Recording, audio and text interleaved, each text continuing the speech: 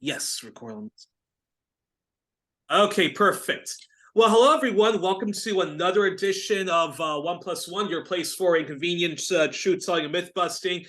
Once again, it's Black History Month, so we have to have our Make Me Wanna Holler series, and who better to have who better to have on this month, or any month for that matter, than Dr. Jared Bull. And let me actually read your official title because your email actually gives your official title. and Jared Ball, of course, is professor of Africana and Media Studies at Morgan State University. He is the host of I Mix What I Like, and people also should check out his website, imixwhatilike.org, right? Yep. Yes, and one of the co-founders and hosts of Black Power Media, which, like Black Agenda Report, is news commentary and analysis from a Black left perspective. And he's also the author of The Myth and Propaganda of Black Buying Power, which I am currently reading, and I'm loving it. And also, he is also Yes, and he's also the co-editor of A Lie of Reinvention, correcting Manning Marable's Malcolm X, a critique of Manning Marable's Malcolm X, A Life of Reinvention. And let's get started before time runs out. So, Jared, first of all, thank you so much for coming back on the program. No, it's an honor. Thanks for having me. Always an honor to have you. And so we don't have a lot of time, Jared, because of Skype issues and lots of technical difficulties. So actually, you know what? Briefly, if you can, talk to us about why people should why people, Black and other people, should study W.E.B. Du Bois, and also talk to us about your late comrade who sadly passed away, Eddie Conway, who was often a host of his own program on the Real News Network, Rattling the Bars. So talk to us about W.E.B. Du Bois and why people should study him, and a few words, however long or brief, on Eddie Conway before we get into a lot of topics I want to talk to you about related to Black capitalism. Well, I mean, I'll start with the latter. I mean, I don't. There isn't really much for me to say about Eddie Conway, other than he was a revolutionary hero who exemplified all of the best of what happens when Black people, for instance, pick up an unfettered and abused, I would say, version of Du Bois and become radicalized and join others in that effort. And in his own effort to clean up the state-sponsored origins of the Black Panther Party chapter in Baltimore, Eddie put himself in the literal and figurative crosshairs of the state and was set up and incarcerated for most of his life. And when he got out, he hit the ground running and did a lot of great work. And I'm glad he got what time he got on this side of the walls. And I hope he's resting in peace and power now. And then, and that would be sort of how I would answer the second question. I mean, your other question, that Du Bois is important to me for a number of reasons, but if you get a version of him that has not been watered down and reduced to something he wrote in 1903 in The Souls of Black Folk,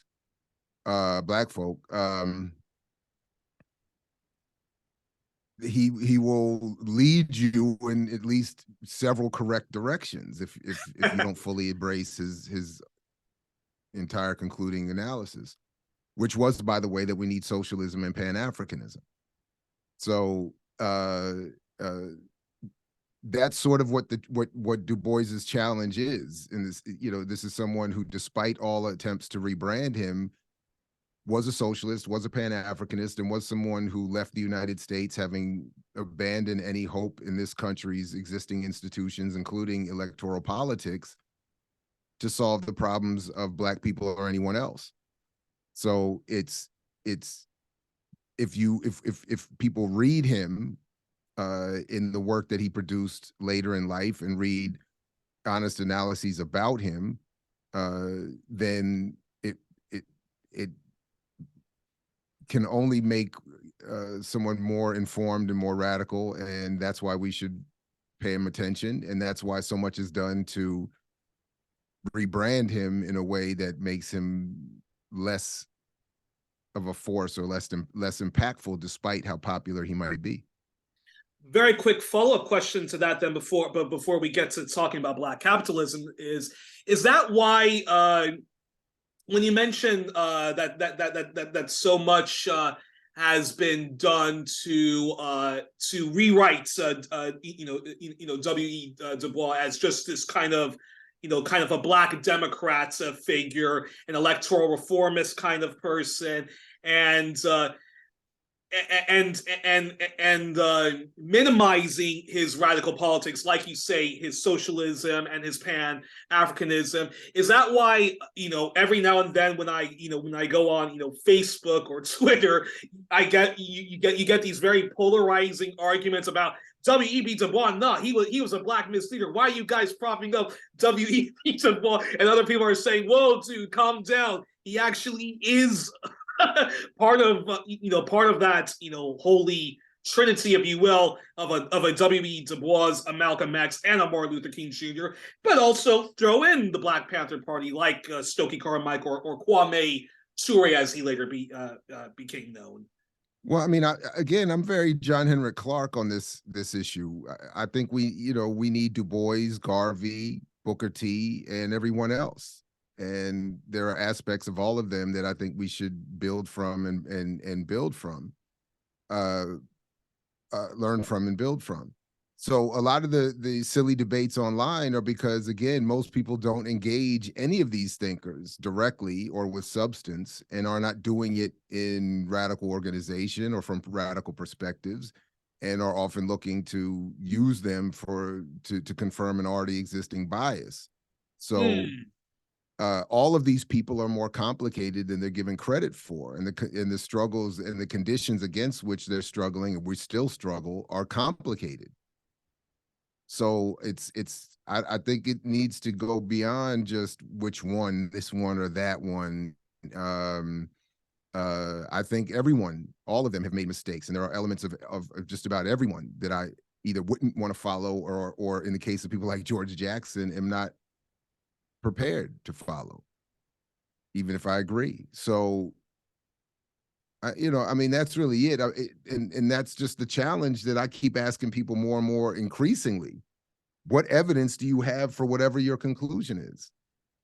Interesting. And I'm often unmoved by how people marshal their evidence, which suggests that, like we have a problem methodologically. I think, people, we're not taking enough of the right steps to reach conclusions we need to reach. So anyway, that's, interesting. And I'm going to put a link to Margaret Kimberly, an event she did where she talked at length about W.E. Du Bois, or Du Bois. That's the French person in me coming out.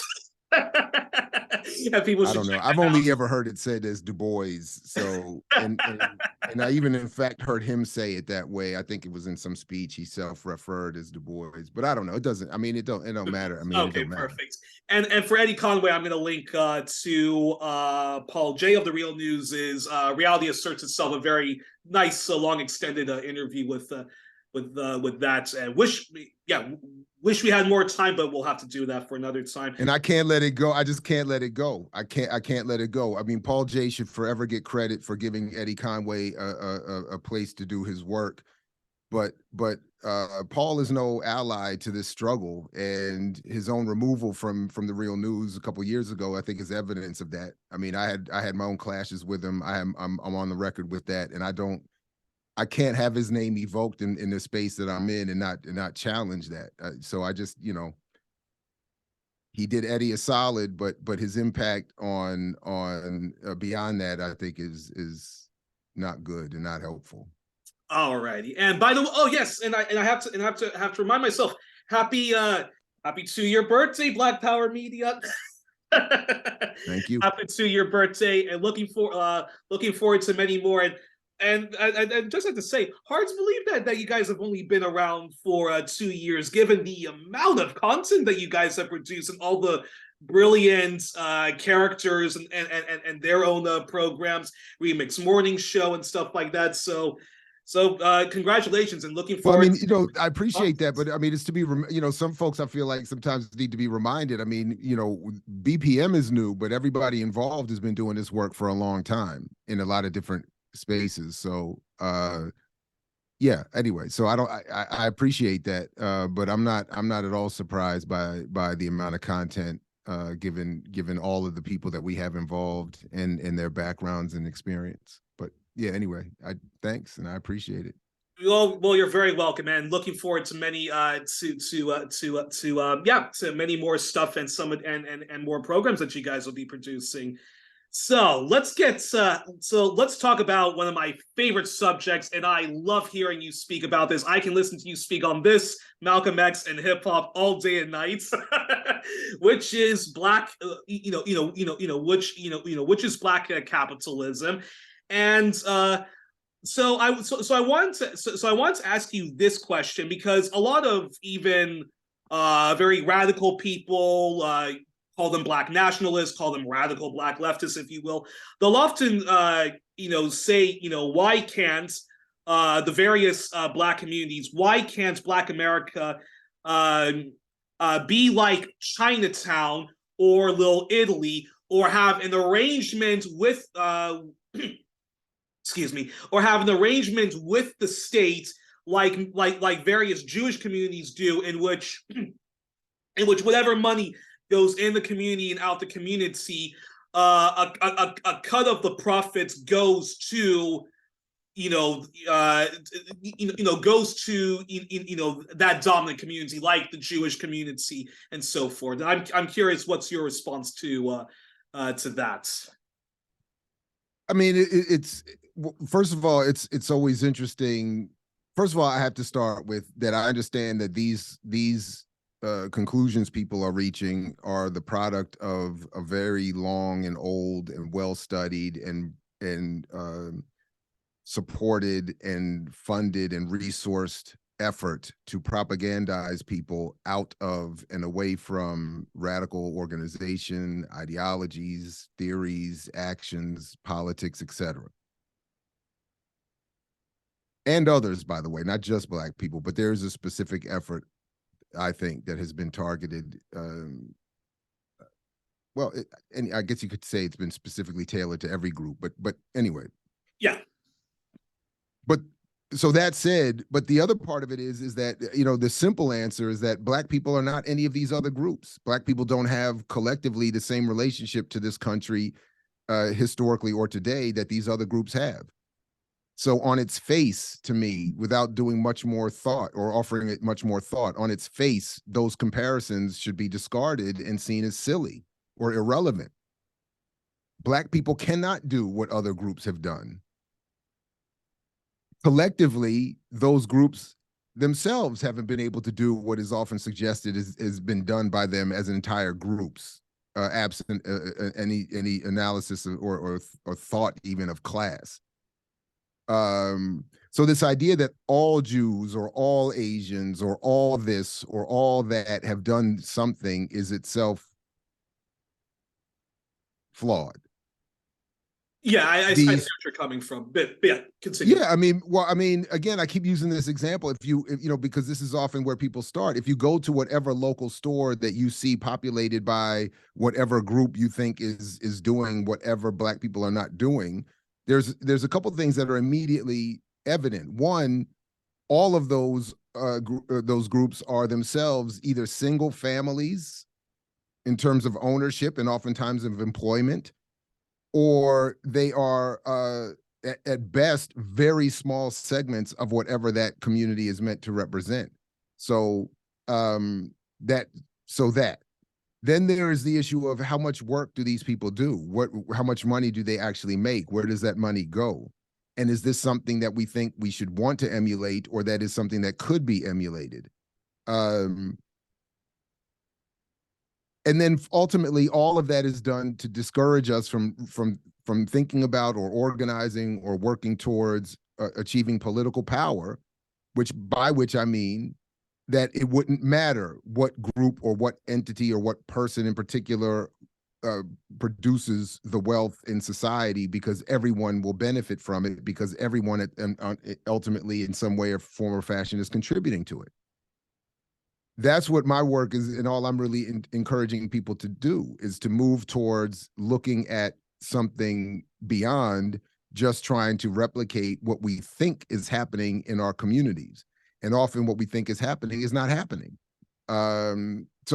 But again, I'll end there. Just I know it's overly vague. All of it's overly vague, but the point being that Black people cannot do what other groups have done.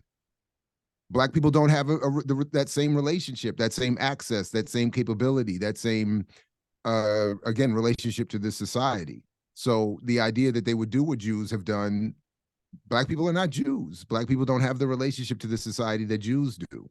And then ultimately, what does that mean that Jews or Asians or anyone else have done what they've done to quote unquote succeed in this society? What does that mean in terms of their relationship, starting with Black radical politics or just any other community? And what it always means is you have to walk away from those radical politics. You have to walk away from those communities. You have to turn your back on those communities. You have to, in fact, become hostile to those communities.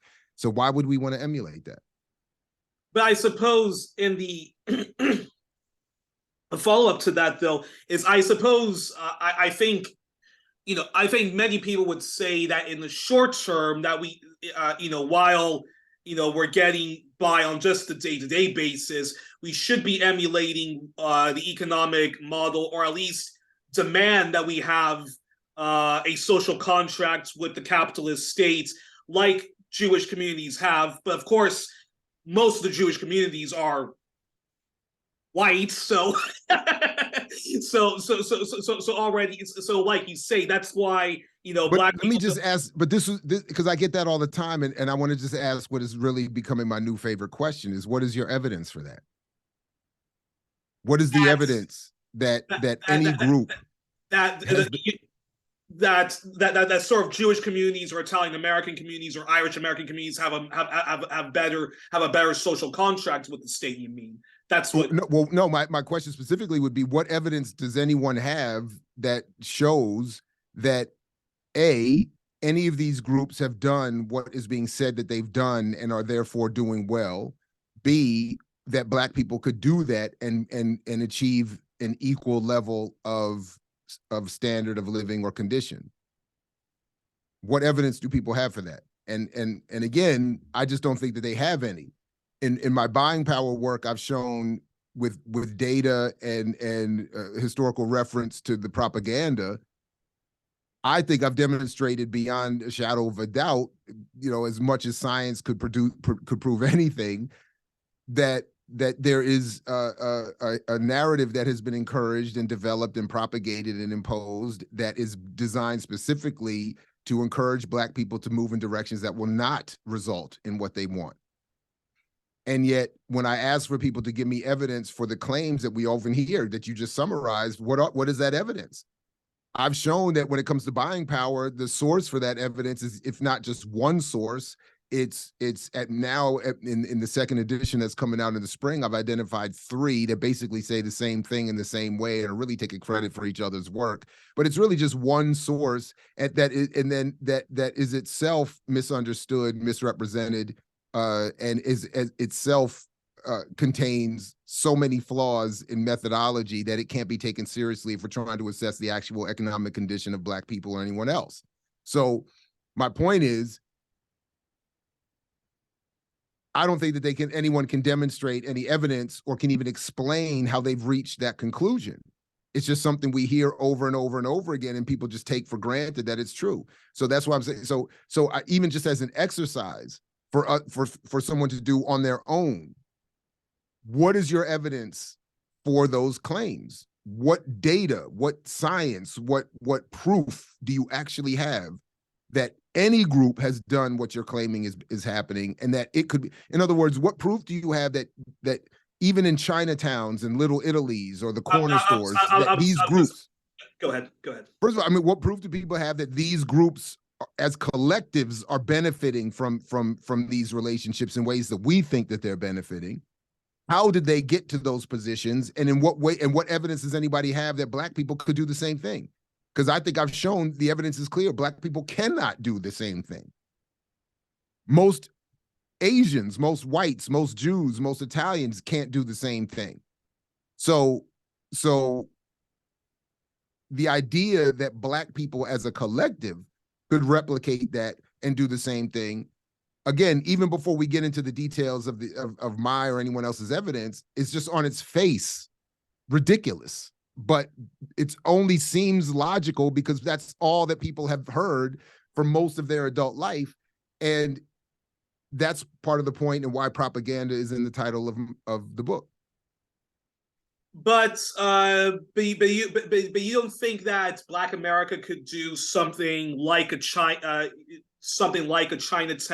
or what's one of the complaints that, or I guess in the 90s, I don't know how much it's true nowadays, but there was, during the 1980s and the 90s, you had the Korean sorry, I'm sick at the moment, the Korean store merchants, and many Black people would complain that we should be getting those jobs, and that way money can circulate within our community and we can have social mobility. But again, the circulating dollar myth is just that. It's a myth. No, wealth is not created by circulating the dollar within a community. Nobody does that. To the extent that Asians make any money from these businesses is because the money that they take out of the Black community or out of any other community that they're collecting from gets invested elsewhere. It gets invested back into the global economy to the certain extent that it will benefit that individual business, and to a lesser extent, that broader community, to the extent that it does. But my point again is, what evidence do people have that the Asians running those corner stores are themselves benefiting in the way that we think that they're benefiting? To what extent are they benefiting? What condition is their community in? If they're sending money back to the quote unquote motherland, what condition are those people in? See, that work hasn't been done. Nobody, the assumption is they're just living lavishly. But as I look, I used to use, when we used to live pretty much across the street from one of the local corner stores in our community, I would go in there, and I could go down there today. It's going to be the same East Asian family, literally the same people, regardless of the day or time I go in there. So what model of work and employment are we looking to emulate, where we never get to leave the store, and every month, every dollar that we earn is targeted to some specific and very limited task or goal? So even if every store in every Black community was run and employed only Black people, it would not generate the kind of wealth and money that would circulate, as people are mythologized to believe, that would help the community in any meaningful way. It doesn't do that. So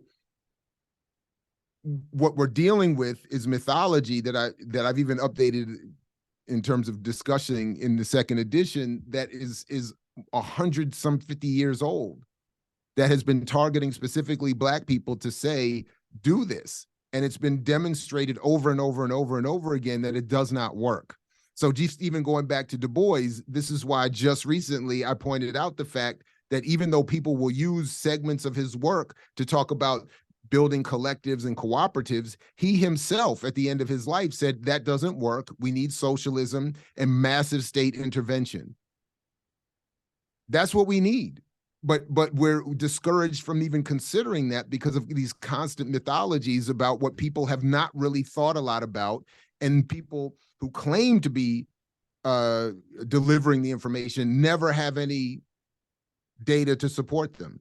So that's why I keep asking, and I don't mind it when people ask me, but people should really, every time you hear this buying power nonsense or business or circulating dollar, ask people, what is your evidence for that? Where did you hear that? Where did you get that? What did you read for that?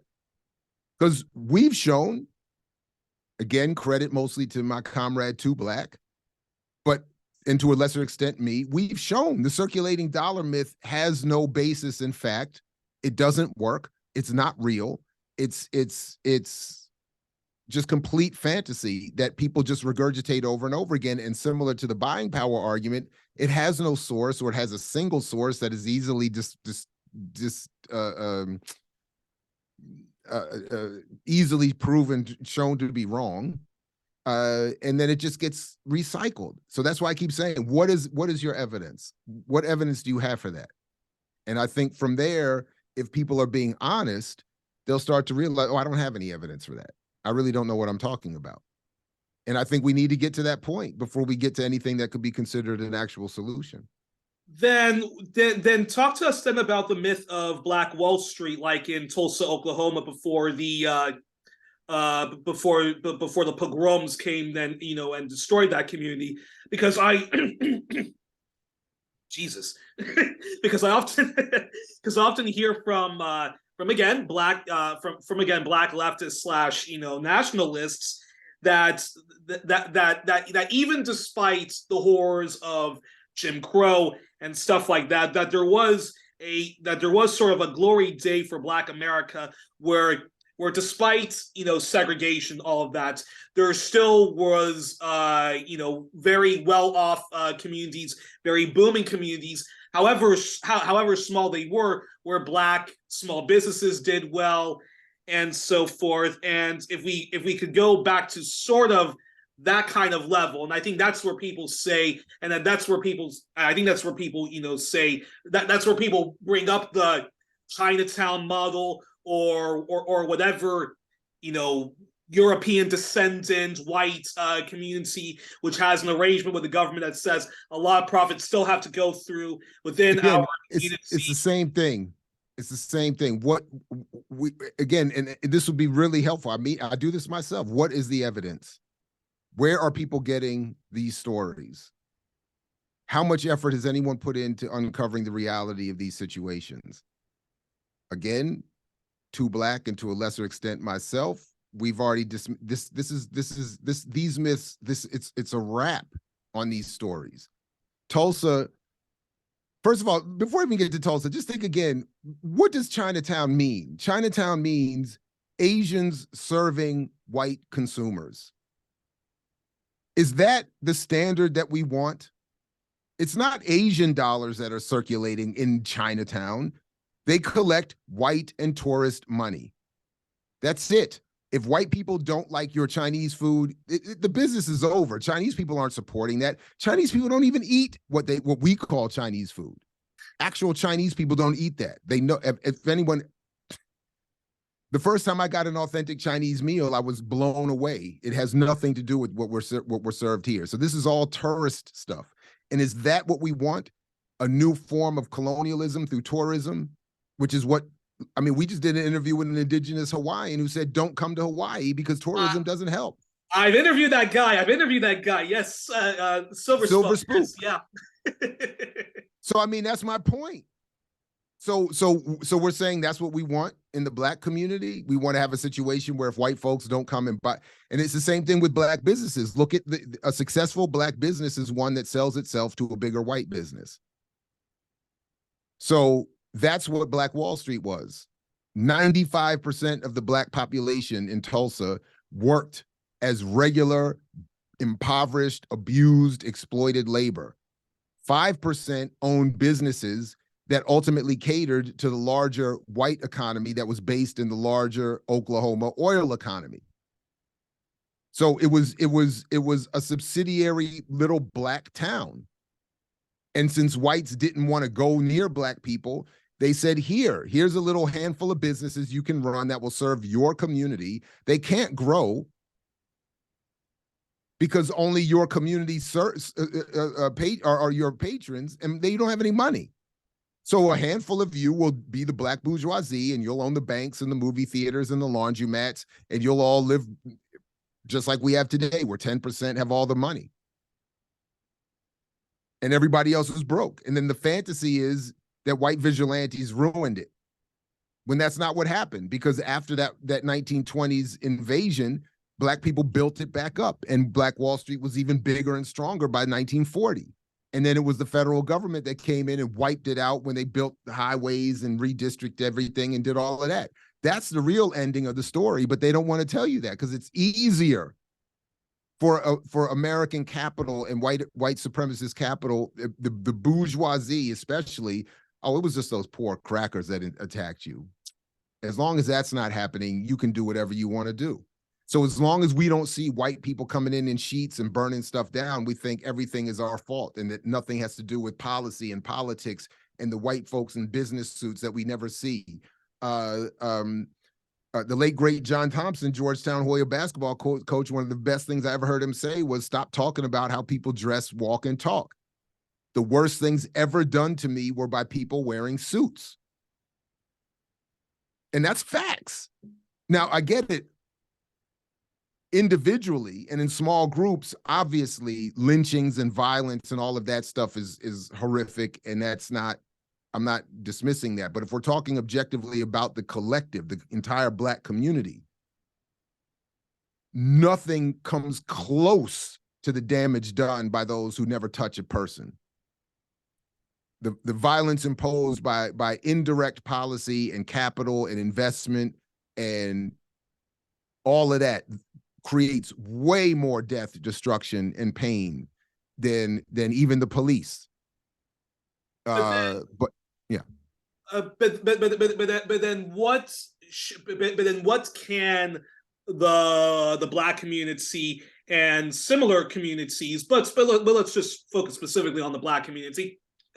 What can those communities, like yours truly, the mostly Black DC, like yours truly, Harlem and other parts of New York, like South Central Los Angeles and places like that, what can those communities do in the short term that they can, how can I say, use, sort of use the system to have social mobility and whatnot? I don't know if I was very clear in that question. No, I get it. I mean, Black people can do everything that Black people have been and are currently doing. I'm not, but if Black people don't do what anybody would need to do, radically organize, and just develop ways to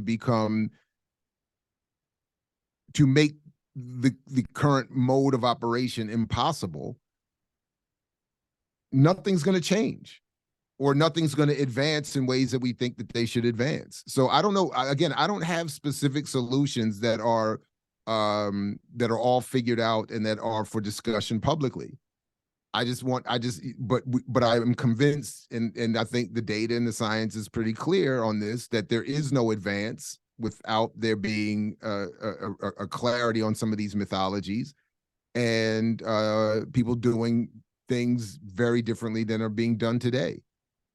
So, if people want to start businesses and cooperatives and co-ops and join this or join that, that's cool. But if the idea isn't that this is a stepping stone or something, as the Panthers said, pending revolution, then it will do just what is happening now, and we'll stay in this relative. But didn't Malcolm X sort of argue? I mean, I wouldn't say. No, there's no way that Malcolm X was a Black capitalist. But a lot of the solutions, at least that I've heard of Malcolm in some speeches, was sort of that. That the businesses need to thrive within our community. That we need to have an arrangement where whatever profits come in the community, a lot of it stays in. Didn't Malcolm X argue for a form, for a form of that? Or there were times certainly while he was at least from what I've listened to in certain speeches. That's again. I'll say the same thing to both of us. Where is our evidence? Because there are speeches when he was in the Nation of Islam where he did support that, and where he, even as I mentioned in my work, he bought into the buying power mythology and all of that. Yeah.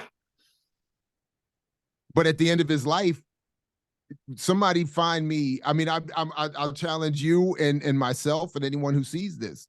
Where in the last year and a half of it, or even 2 years of his life, was Malcolm making that argument? And then certainly let's maybe do a quantitative content analysis of his speeches. What did he talk more about? Black businesses, armed struggle, internationalism, Pan-Africanism, and anti-imperialism, and radical militant reformation about how we engage electoral politics. Like what did he talk about most? And I promise, I guarantee, I'm convinced that black business and black capitalism and redistribution and all of that would be, if he talked about it at all, the numbers would pale in comparison to how much he talked about those other ideas. In other words, the focus was not for him, let's set up businesses that we can use in the interim. I mean, he said dollarism and Zionism are massive problems. He said, show me a capitalist and I'll show you a bloodsucker. He said, you know, I mean, he advocated everything from you know, armed self-defense, guerrilla warfare, and variations of socialism and internationalism. You know, I mean, that's what he was dealing with at the end of his life. Radical re-engagement with electoral politics. I mean, that's what he was saying, and it's all. But I'm open to it. But I'll end with saying, you know, what is our evidence? And if anybody can show me where he was in the I'll even say last 2 years of his life. You know, how much, even before he broke with the nation, how much was he still talking about that? I bet it's almost none. That's fascinating. But then, you know, while I have you here, then let's talk about how capitalism is a failure, because as you've mentioned many times, most of what we call the white world, whether it's the white Western world or even when you go to Eastern Europe, past Russia and so forth, white people and capitalism has only given them nothing but grotesque levels of inequality and lots of and lots of misery and and stuff like that. And when we talk about black, Jared, you still there? I'm here. Okay, perfect. Sorry, I thought that yeah. Anyways, but so when we talk about capitalism, we are talking about a world, I mean, maybe I'm being overly simplistic, but we are talking about a world of haves and have-nots, tiny minorities of people that control most of the wealth, while everyone else is working 9 to 5 and is struggling. It's a life of daily struggles.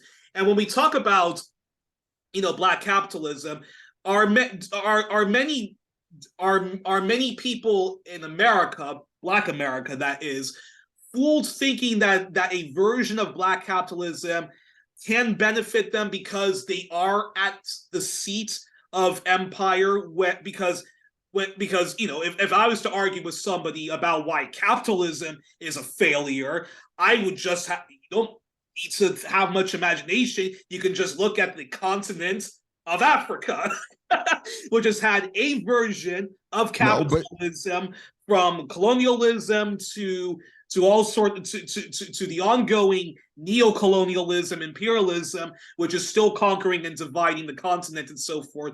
So I'm curious, your response on that, and why. Yeah, I'm curious your response on that. Well, again, I mean, first of all, I think capitalism is working perfectly because it's producing an enormous amount of wealth for a handful of people who get to live off the labor of others and claim, which is to the point, which is the first thing that they'll say about your point, in response to your point about the continent of Africa. They'll say that capitalism has raised the standard of living and elevated more people out of poverty than anything else. That's their narrative. So from their perspective, capitalism is working perfectly, and the only reason it's not working better for more people, hence my point about propaganda and buying power, is that people, black people in particular, are lazy, backwards, financially illiterate, just don't know how to do anything with their money, and that's why they're not succeeding. And that's sort of the point of that mythology around Tulsa. The mythology around Tulsa is that if white folks are not literally burning down your house, then you have nothing. There is no other barrier to your success. And if you aren't more successful, it's your fault. So what is the problem with the continent of Africa beyond a continental-wide inability, other than for a handful of Black people, to improve themselves? There's no more colonialism. Even Obama said it during his presidency when he spoke in Ghana. There is no issue with imperialism or colonialism. The issue is only with Black corruption. So that's that's of course not true. When you look at the when you look at that's of course not true when you look at but the people that you are talking to are themselves either part of the handful who are benefited, or they are part of the majority who are encouraged to believe that they can and will benefit. So the other part of it is a genuine pessimism around what else are we going to do? Unconsciously or consciously, people look up and they see, okay, you talk about the Panthers, but most of them are dead or exiled or still in prison or just getting out of prison and dying just after they get out of prison. I don't want to do that. Why can't I just vote a certain way and spend money a certain way and then live like them? And then you turn the camera on the majority of even white folks, and you're like, you don't even want to live like that. And they're like, well, that's because they haven't taken advantage of their white supremacist situation. And the capitalist elite says the same thing. And then then we're bright, and then you get, and this is what I try to talk a little bit about, you get this intentional mass propaganda effort that directs itself at Black people in a country with the most powerful and penetrating and pervasive media system in world history, built up around precepts and preconceived notions of psychological warfare and shaping public opinion. And it tells Black people, you don't need all of that George Jackson, you just need Jesse Jackson. And here we are. And then you get this generation's versions with your Earn Your Leisures and your 19 Keys and your what all these other platforms, Roland Martins and Charlemagne the Gods and all these people out here giving you that same version. They bring in these Black bankers and Black billionaires and say, oh, talk to them. And then all these poor people that don't have a radical movement around them, they're not part of organizations, they're not watching your show, they're not watching BPM, they're out here, they're like, well, damn, I got to get my money right, or I'm the reason I'm poor. And that's it. I mean, and that's where we are. And then and that's it. That's it. So do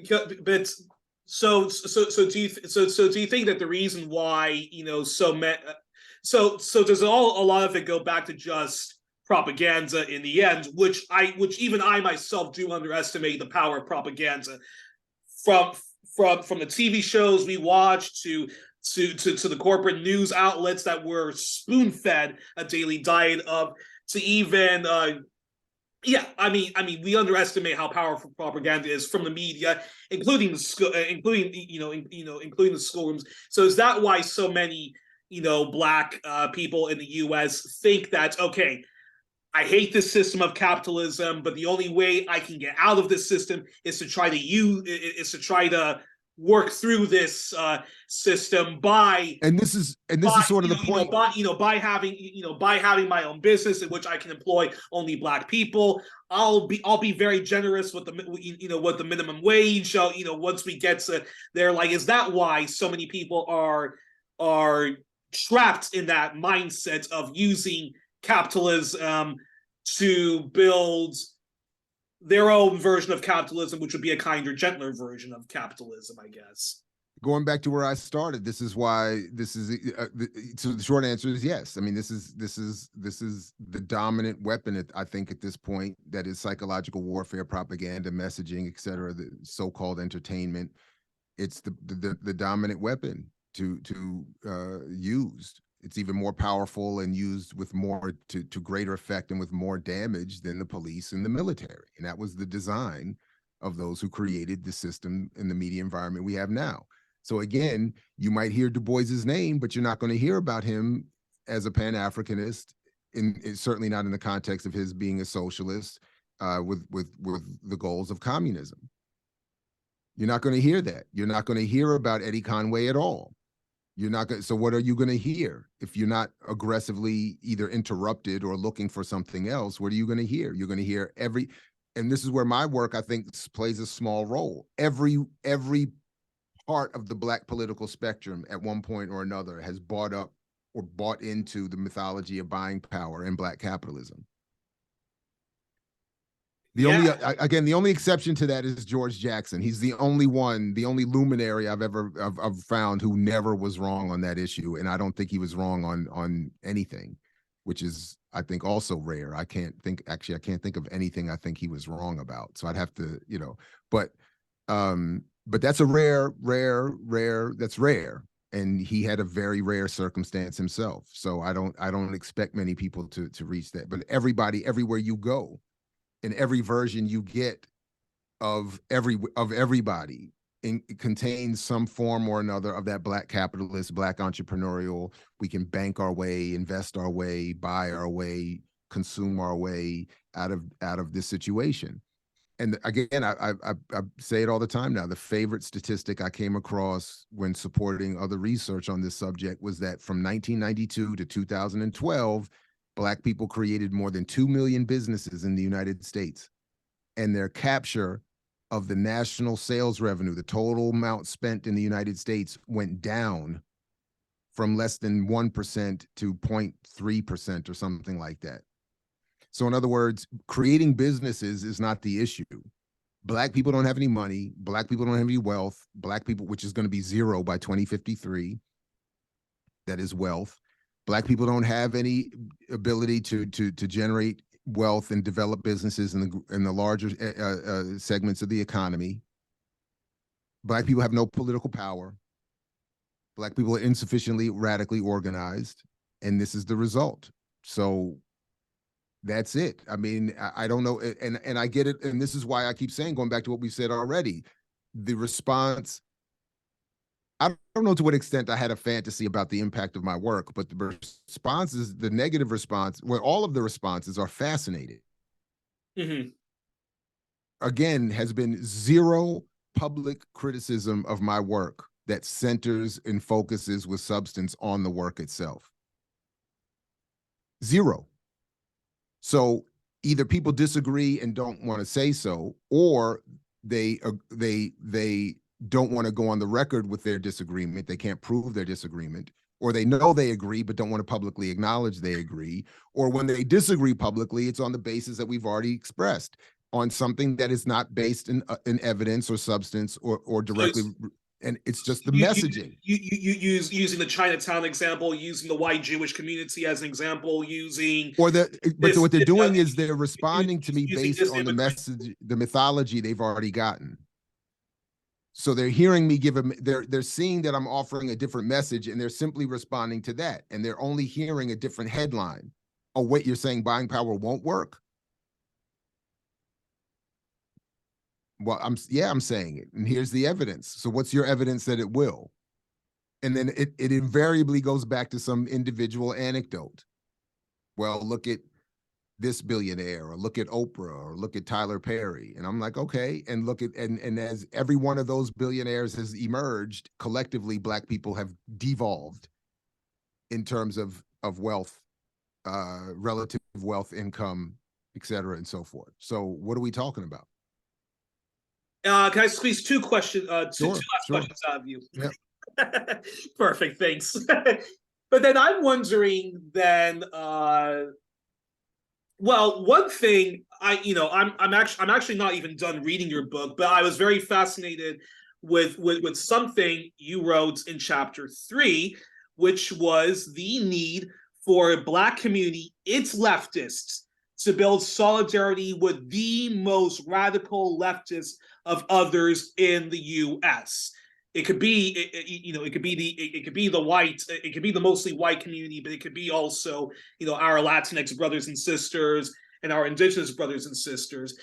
Can you talk a bit? Can you talk a bit about that before I get to the last question? Then. Wait, I'm sorry. Talk more to what exactly? Well, you were in your book, chapter 3 of the myth and propaganda of black buying power. There was one thing you had written where you said that the black community needs to build solidarity with other impoverished community.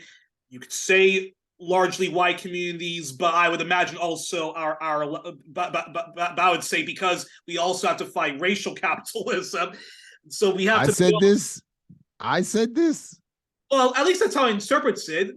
Like in the book, you were encouraging that the black community build solidarity with other impoverished communities to fight for the redistribution of wealth and so forth like that. Okay, so As a okay. way I mean, I to guess okay. I mean, the I'm hesitant because I'm only hesitating because on the one hand, I don't think I make that overt an argument in that way. That said, ultimately, that is what I am saying in the sense that, well, only in the sense that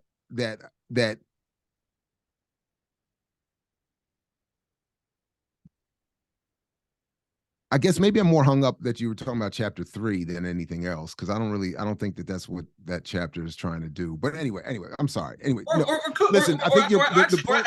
actually, it could be chapter 2. But no, but Well, it's it doesn't matter. I ultimately I am arguing that if that if black people the best solution materially would come from tactically engaging other communities having already radically organized themselves. So I do not mean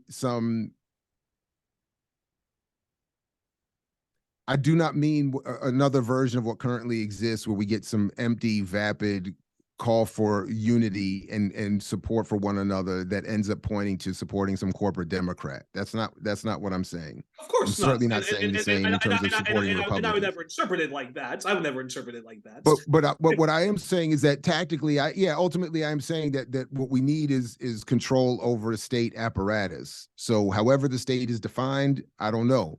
However, how do we get there? I don't know. What does ultimately that new state formation or relationship to the state look like? I don't know.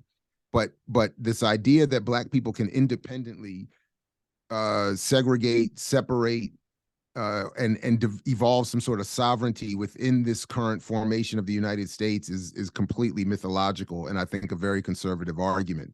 So I'm not advocating that we all hold hands and hang out with one another. That's not my but I am saying that tactically we're more likely to get particularly people who are thinking about reparations and things like that. Tactically, I am saying that we're more likely to get what we want if we call for a greater division of a greater pie.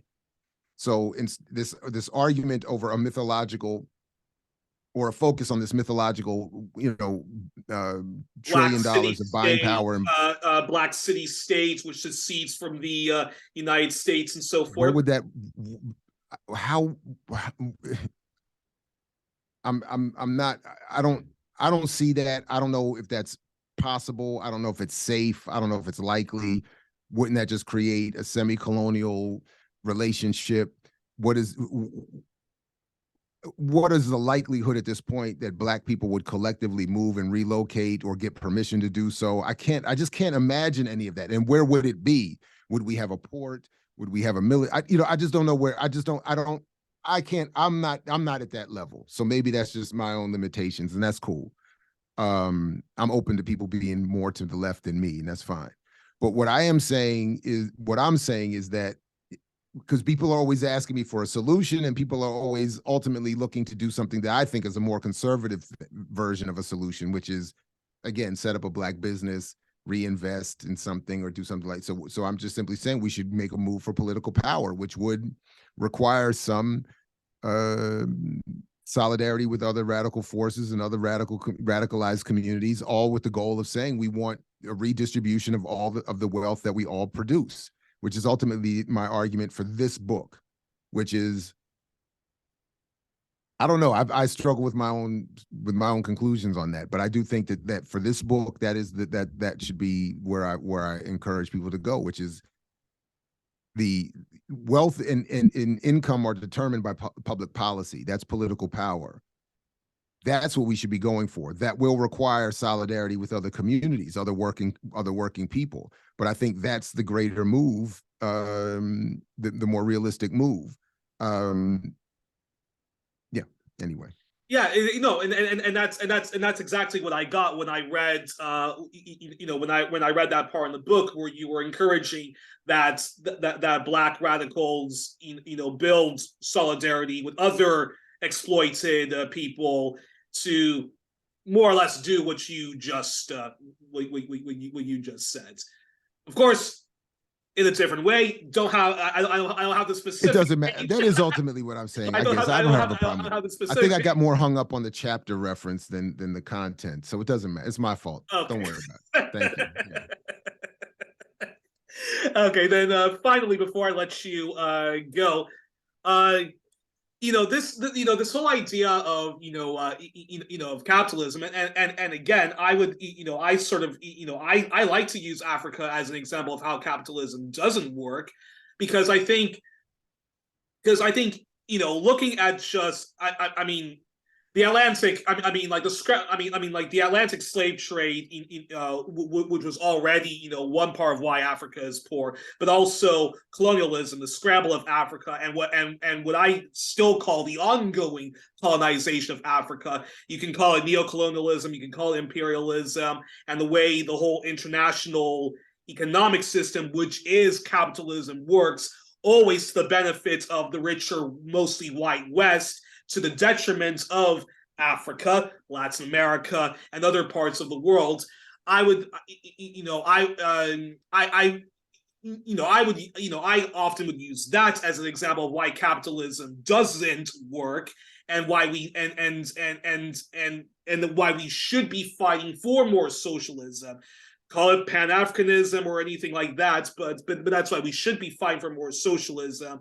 And I wanted, just your thoughts on that, because I think many people, the Black diaspora, I think believes that maybe they're conditioned to not wanting to fight for more socialism because of the way the system as it currently is stacked against them, and why some of them, even at their most leftist and radical, believe in some form of version of a Black capitalism that can work, whether they're in England, the United States, Canada, and so forth. I'm just curious your thoughts on that. No, I mean, well, I am a member of the All African People's Revolutionary Party, where I do believe in Nkrumahism, Touréism. I believe in the United States of Africa under scientific socialism. I absolutely think that is, given the current situation, the best path and goal to have. I only responded the way I did earlier because again, capitalism it's not just an economic, it's a relationship. It's a social relationship. It comes with its own narratives and mythologies and myths of origin, and that's why so many, and I think, there are versions of my buying power argument being levied against Africans throughout the entire diaspora. In fact, in the second edition of my book, I added a brief reference to the fact that recently the Guardian newspaper acknowledged that England had put Kwame Ture under surveillance for fear that he was spreading Black power, defined as he was defining it as anti-imperial, anti-capitalist, Pan-Africanist, socialist, throughout the diaspora there in Europe and beyond, and they wanted to suppress that. So, meaning that there, I don't get into it in the book, but here at least I'm saying that is meant for me to as a directional pointing to the fact that there is an internationalization of this process of encouraging colonized people to respond to that colonization through the safest means necessary, not any means, the safest means, which is start a business, circulate your dollar, et cetera, and so forth. Because it's guaranteed not to work. It all that does is plug someone into the current arrangement, the current global capitalist arrangement, which is rigged. There is no overthrow through investment and redistribution. That's not that's not how the wealth was created. That's not how you're going to take it away, and that's not how you're going to produce it for yourself. So anyway, I agree with you. I just think that at this point the issue is messaging. We just hosted on our platform a discussion of Robert Sobukwe, the revolutionary out of Azania, Southern Africa. His story of the many are suppressed and washed away under, again, a sanitized version of Nelson Mandela. So we don't get, again, and what country, sorry to interrupt, but what country which better demonstrates how capitalism is a failure than South Africa? Although, of course, as you say, to the capitalist, to the white supremacist colonialist, South Africa was wonderful, because if you're a white South African, it was great owning all these mines. All you had to do was change some of the symbolism, allow for a handful of Black people to make some money. That's it. I remember reading a couple of years ago that Steve Biko's girlfriend at the time of his assassination had become a multimillionaire and a businesswoman. I mean, this is that's to me, what better outcome can you get? You kill Steve Biko, and then his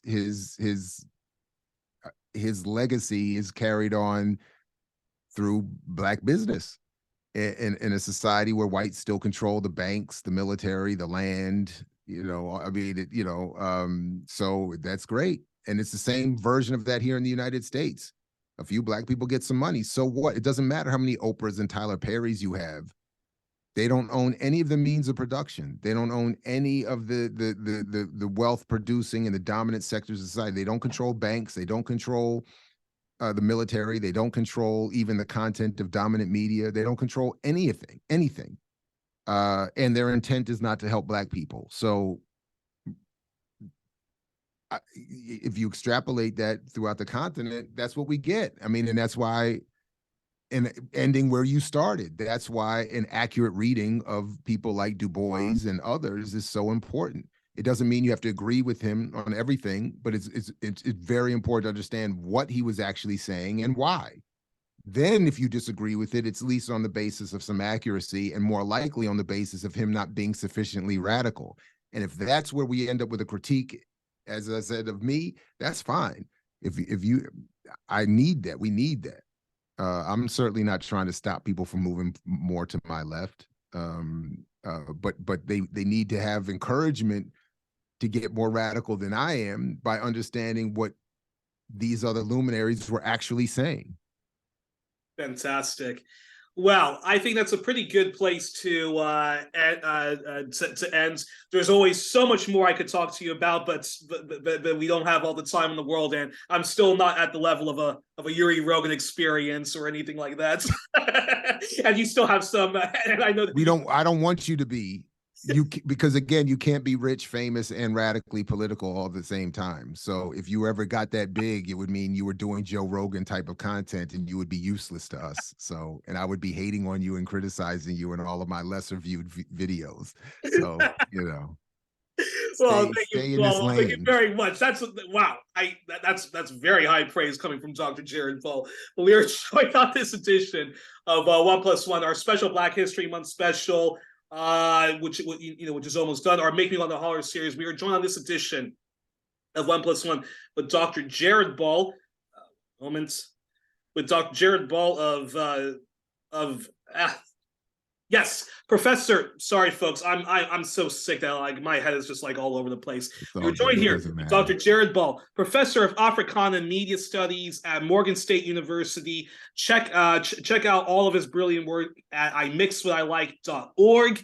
Check out Black Power Media, and folks, get a copy of The Myth and Propaganda of the Black Buying Power. I'm really enjoying reading this book, and yes, please, get a copy of this. And Jared, I can't wait to have you back on in the future, because one thing that we have to talk about in the future is how the music industry is a perfect example of how rotten the capitalist system is. But really want to talk to you in the future about cryptocurrency, because you are one of the few people to who goes out of his way to debunk the junk economics, the voodoo economics of that. But until then, we're gonna have to say goodbye. And but before we do, say peace the way you usually say it. Oh no, as Fred Hampton used to say, peace to you and thank you, and to your audience, thank all of them, as long as you're willing to fight for it. Catch you next time. Thank you.